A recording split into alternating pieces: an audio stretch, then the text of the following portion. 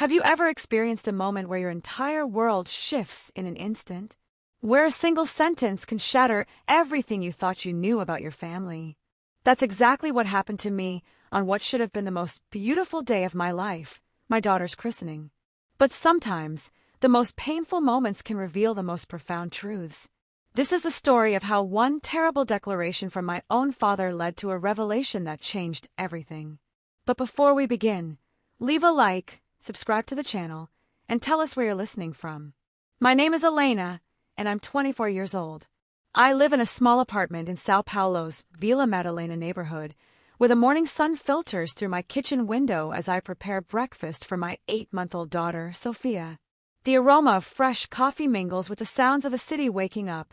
Car horns, neighbors chatting, the distant hum of traffic that has become the soundtrack of my life. As I hold Sofia in my arms, watching her tiny fingers curl around mine, I can't help but think about how different my life has become. 2 years ago, I was a university student studying literature, dreaming of becoming a teacher. I had a boyfriend, Miguel, who promised me the world. We talked about marriage, about building a future together. But when I told him I was pregnant, his promises crumbled like dry leaves in the wind. "I'm not ready for this, Elena," he said, his voice cold and distant. "I'm too young to be a father." And just like that, he was gone. No forwarding address, no phone calls, no explanations. Just empty promises and a broken heart. My father, Carlos Silva, a respected businessman in our community, didn't take the news well. He's a man of strong opinions and even stronger pride. When I told him about the pregnancy, his face darkened like storm clouds gathering over the city.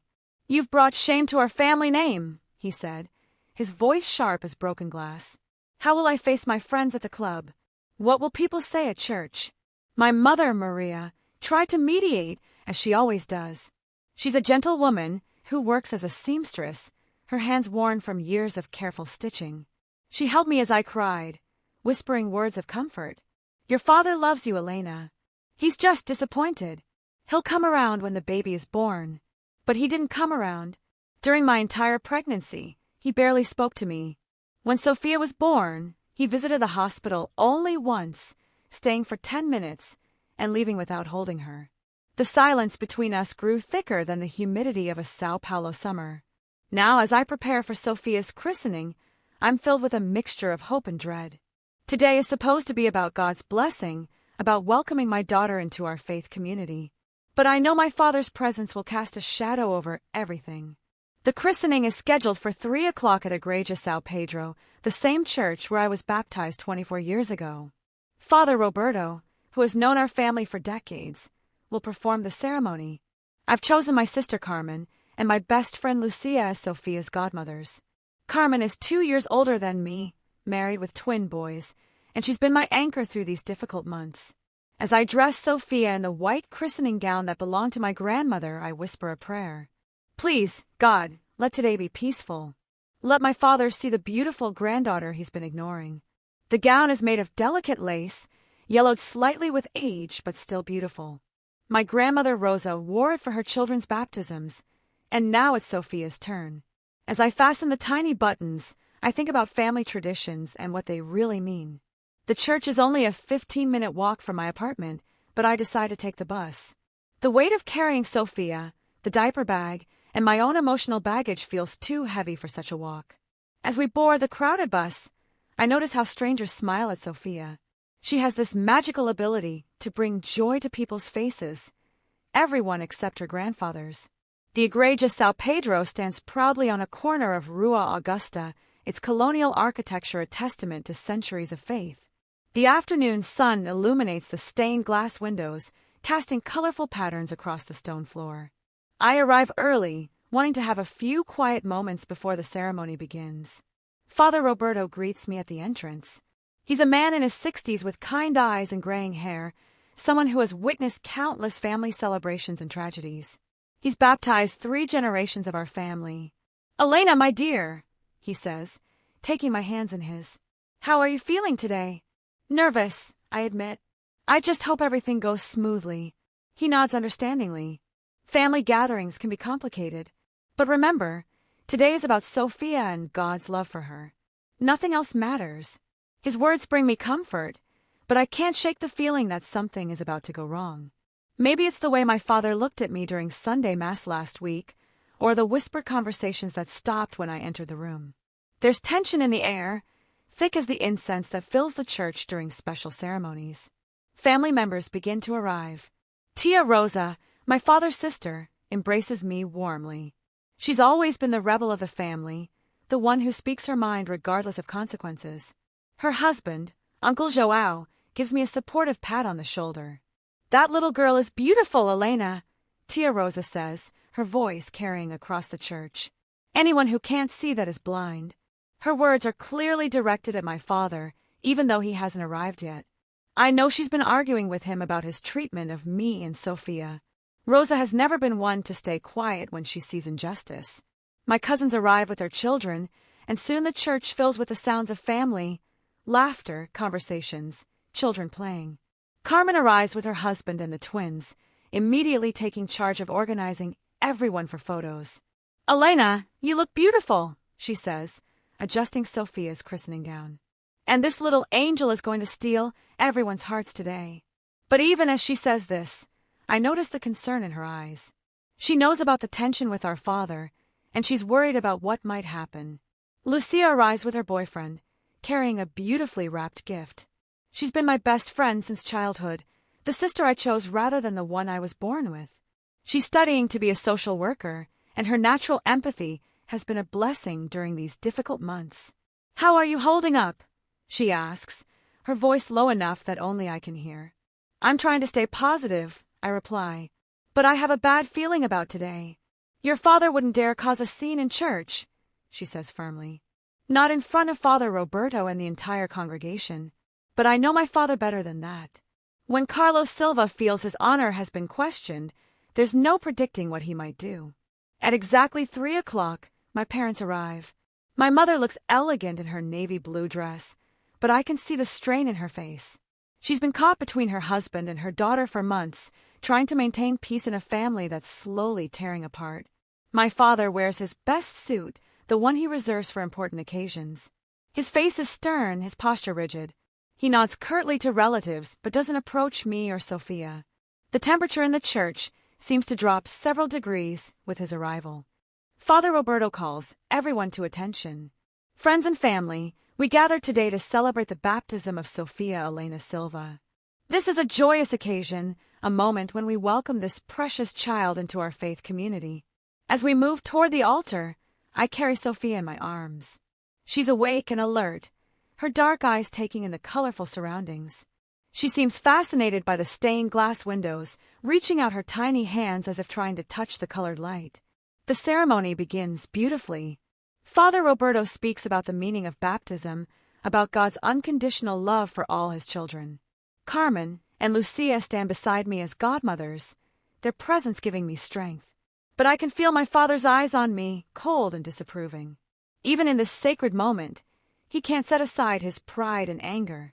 The ceremony proceeds smoothly until we reach the moment when Father Roberto asks for the child's full name to be recorded in the church registry. This is when family members typically beam with pride, when the child officially becomes part of the family's legacy. The child's name is Sofia Elena Silva, Father Roberto announces to the congregation. That's when it happens. My father steps forward, his voice cutting through the sacred silence like a blade. "No," he says firmly, his voice echoing off the stone walls. "She doesn't deserve to carry the Silva name." The church falls silent. Even the children stop their fidgeting. The weight of his words hangs in the air like smoke from snuff candles. I feel my knees go weak, and Carmen quickly reaches out to steady me. "Carlos," my mother whispers urgently, tugging at his sleeve. "Not here. Not now." But my father shakes her off. His face is red with anger, his voice growing louder. "I will not have my family name associated with this illegitimate child. She is not a Silva. She will never be a Silva." The pain hits me like a physical blow. In front of everyone, my family, my friends, the entire congregation, my own father has publicly disowned his granddaughter. I look down at Sofia, who is beginning to fuss, sensing the tension around her. Tears stream down my face as I hold her closer. Papa, please, I whisper. She's your granddaughter. She's innocent. She's a reminder of your shame, he replies coldly. A reminder of how you've dishonored everything this family stands for. The congregation begins to murmur. Some people look away, embarrassed by the scene unfolding before them. Others whisper among themselves, their voices creating a buzzing sound that fills the church. Carmen steps forward, her voice shaking with anger. How dare you? How dare you humiliate your own daughter in God's house? Tia Rosa stands up from her pew, her voice sharp as a whip. Carlos Silva, you should be ashamed of yourself. That child is a blessing, not a curse. But my father is unmoved. His pride has turned him into stone, impervious to reason or compassion. I've made my decision. The child will not carry our name. I want to run, to escape this nightmare with my daughter in my arms. But my legs feel like lead, and the weight of public humiliation keeps me frozen in place. This was supposed to be Sofia's day, a day of joy and celebration. Instead, it's become a public execution of my character and my child's legitimacy. Father Roberto stands at the altar, his face grave.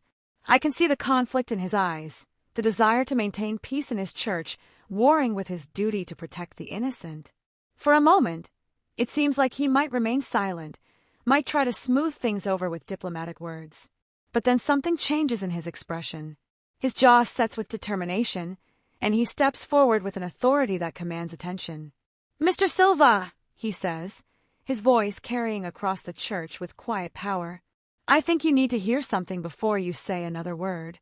Father Roberto's voice fills the church with an authority I've never heard before. His gentle demeanor has been replaced by something stronger, more determined. He looks directly at my father, his eyes unwavering. "Carlos Silva," he says, his voice carrying to every corner of the church. "You speak of family honor and legitimacy, but there are things about your own past that you seem to have forgotten."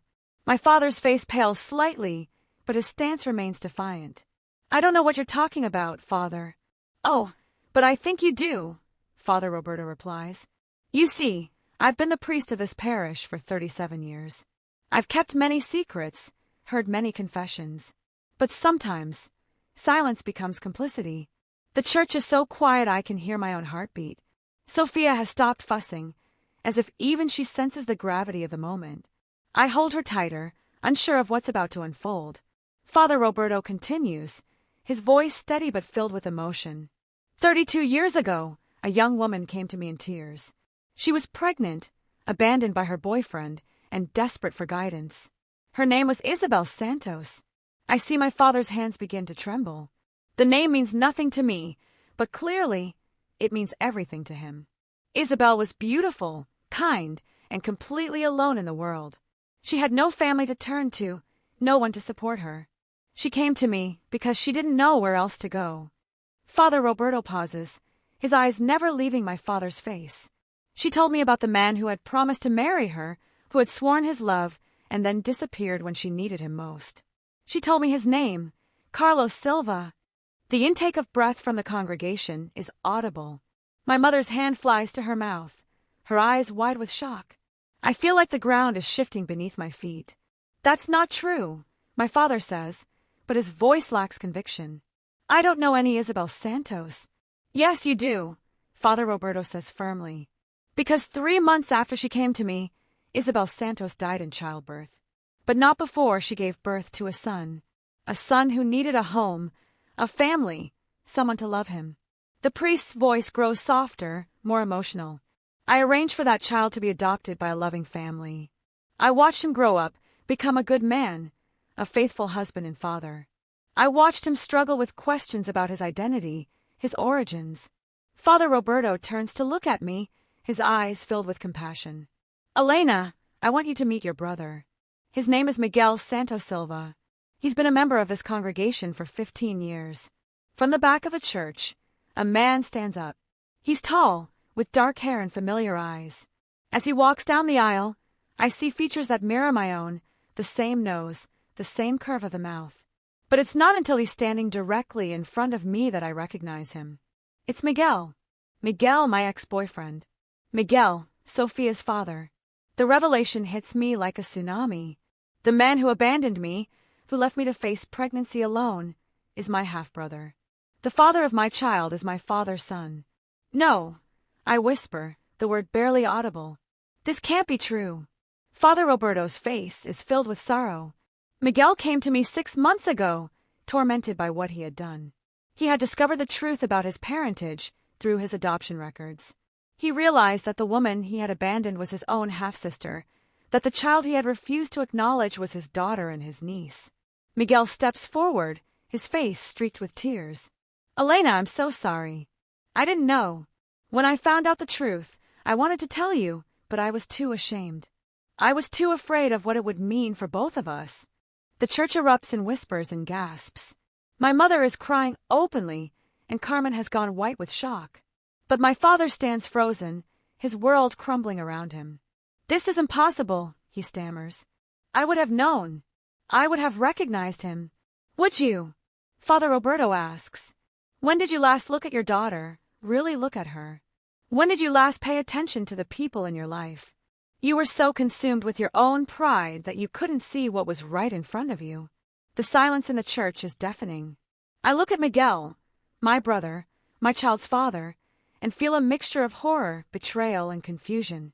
How could this have happened? How could fate be so cruel? My father finally finds his voice, but it's broken, hollow. Isabel, he whispers. I thought she had moved away. I thought she had forgotten about me. She never forgot, Father Roberto says. She carried your abandonment with her until the day she died. She died believing that you would never acknowledge your son, just as you've refused to acknowledge your granddaughter. Miguel approaches me slowly, his hand shaking. Elena, I know this is impossible to understand. When I found out the truth, I was devastated. I realized that my actions had hurt not just you, but our entire family.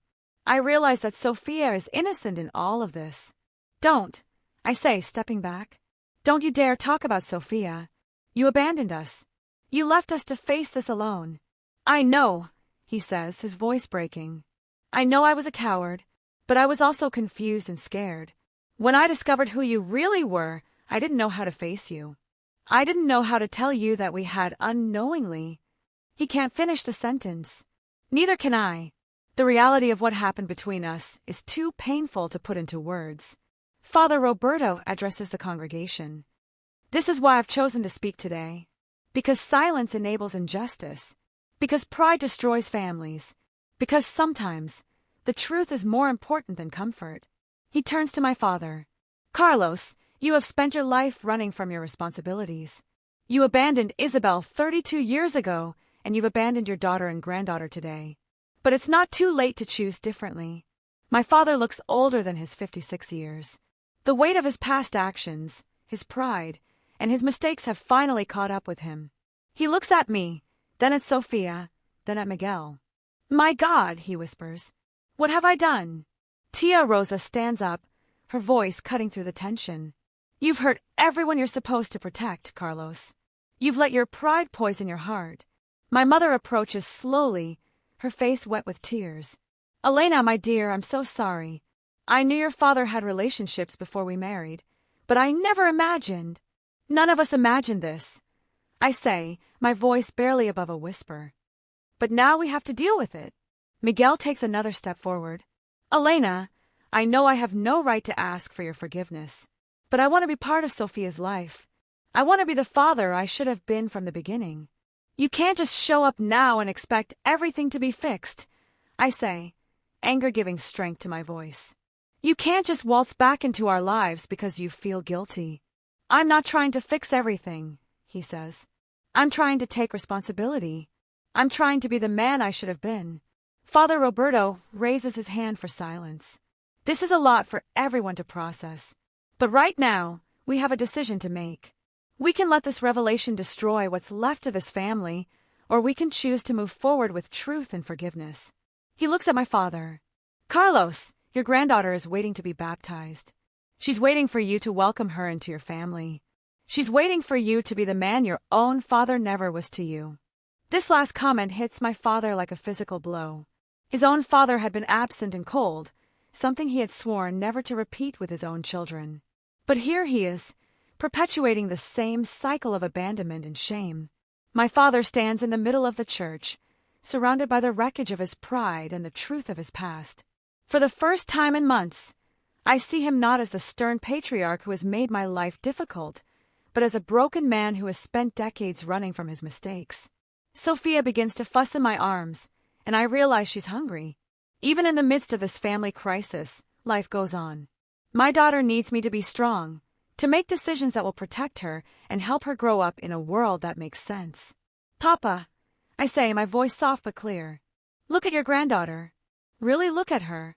My father raises his eyes to meet mine, and then he looks at Sofia. She's awake now, her dark eyes wide and curious. She reaches out her tiny hand, and something in my father's expression begins to change. She has your eyes, he whispers. She has the silver eyes. She has your eyes. I correct him. She's your granddaughter, regardless of how she came to be. She's innocent, Papa. She doesn't deserve to pay for the mistakes adults made before she was even born. Miguel steps forward. Mr. Silva, I know you have every reason to hate me.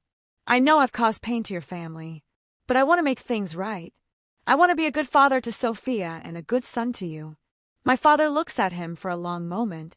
You look like your mother, he says quietly. Isabel was beautiful. She deserved better than what I gave her. She did, Miguel agrees. But I can't change the past. I can only try to do better in the future. Father Roberto approaches us. The baptism can wait if you need more time to process this. But I want you all to remember something. God's love doesn't depend on our mistakes. His grace is bigger than our failures. My mother wipes her tears and approaches Sofia. May I hold my granddaughter? She asks. I pass Sofia to her, and immediately my mother's face lights up with joy. She's perfect, she says. She's absolutely perfect. Carmen comes over and puts her arm around my shoulders. Are you okay? She asks. I don't know, I admit. I don't know how to process any of this. But I know I need to protect Sofia. I need to make sure she grows up feeling loved and wanted. She will, Carmen says firmly. We'll make sure of it. Father Roberto addresses the congregation. Friends, what we've witnessed today is painful but necessary. Sometimes families need to be broken down before they can be built back up correctly. I ask for your prayers and your discretion as this family works through these challenges. My father approaches me slowly. Elena, I owe you an apology. I owe you more than an apology. I've been so focused on what people would think that I forgot what really matters. What really matters? I ask. Love, he says simply. Family. Forgiveness. All the things I've forgotten in my pride. He looks at Sofia, who is now sleeping peacefully in my mother's arms. She's beautiful. She's perfect. And she's my granddaughter. Miguel takes a deep breath. What happens now? How do we move forward as a family? Father Roberto smiles for the first time since the ceremony began. You move forward one day at a time. You choose love over pride, truth over comfort, forgiveness over resentment. Can we continue with the baptism? I ask. I want Sofia to be baptized today, with all of us here together. Of course, Father Roberto says. But first, I think there's something your father wants to say. My father clears his throat. I want to apologize to everyone here. I want to apologize to my daughter, to my granddaughter, to my son. He looks at Miguel. Yes, my son. I want to apologize for letting pride poison my heart. He approaches Sofia and gently touches her tiny hand. Sofia Elena Silva, you are my granddaughter. You are a gift from God, and I promise to love you and protect you for the rest of my life. The congregation releases a collective breath. Some people are crying, others are smiling. The tension that has filled the church begins to dissipate. Now, Father Roberto says, shall we welcome Sofia into our faith community? The ceremony continues, but now it feels different. Instead of being overshadowed by conflict, it's filled with hope. As Father Roberto pours the holy water over Sofia's forehead, I feel like our family is being baptized too, washed clean of old hurts and ready to start fresh. Miguel stands beside me, not as my ex-boyfriend or even as my brother, but as Sofia's father. We'll have to figure out how to navigate this complicated relationship, but for now, we're united in our love for our daughter.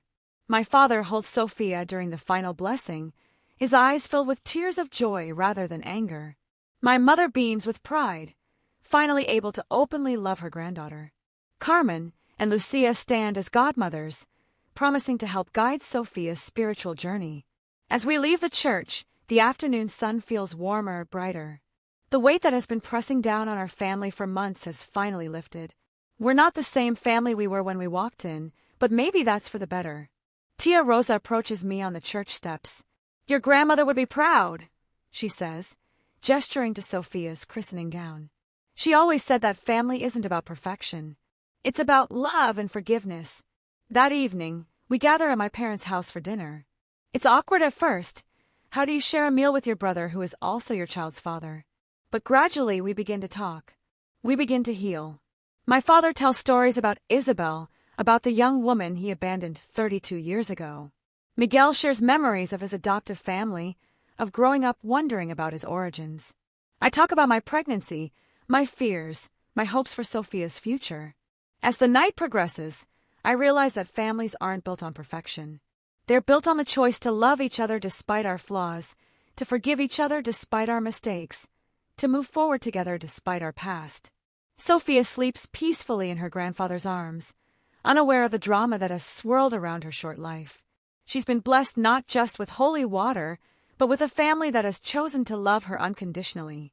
The road ahead won't be easy. Miguel and I will have to navigate our complicated relationship for Sofia's sake. My father will have to learn to be the grandfather he never allowed himself to be. Our family will have to heal from years of pride and misunderstanding. But for the first time in months, I feel hopeful. I feel like Sofia will grow up knowing she's loved, knowing she belongs, knowing that sometimes the most beautiful families are the ones that have been broken and rebuilt with love. As I put Sofia to bed that night, I whisper a prayer of gratitude. Today was supposed to be about God's blessing, and in the end, that's exactly what it was. Sometimes blessings come disguised as revelations, and sometimes the truth really does set us free. 6 months have passed since that unforgettable day at the church. Our family has changed in ways I never could have imagined. Miguel has become a devoted father to Sofia, visiting every day after work and spending weekends with us. We've started family therapy to help us navigate our unique situation, and slowly, we're learning to be siblings first and co-parents second. My father has transformed completely. He dotes on Sofia, carrying her picture in his wallet and bragging about her to anyone who will listen. He's also started volunteering at a local orphanage, saying he wants to make amends for his past mistakes. Miguel and I have decided to tell Sofia the truth about her parentage when she's old enough to understand. We want her to grow up knowing that she's loved, that she was never a mistake, and that families come in all shapes and sizes. Father Roberto still checks on us regularly, proud of the role he played in bringing truth to light. He often says that God works in mysterious ways, and sometimes the most painful revelations lead to the most beautiful healing. As I watch Sofia take her first steps in my parents' garden, surrounded by a family that loves her unconditionally, I'm reminded that the most important things in life aren't always the ones we plan. Sometimes they're the ones that challenge us, change us, and ultimately make us better people. The Silva name that my father was so concerned about protecting has taken on new meaning. It's no longer just about pride and reputation. It's about love, forgiveness, and the courage to face the truth, no matter how difficult it might be. Sofia Elena Silva, daughter, granddaughter, and the little girl who brought a broken family back together. If you like the story, leave your opinion in the comments and, of course, leave a like and subscribe. Turn on the notification bell so you don't miss any videos. Big hug and see you soon.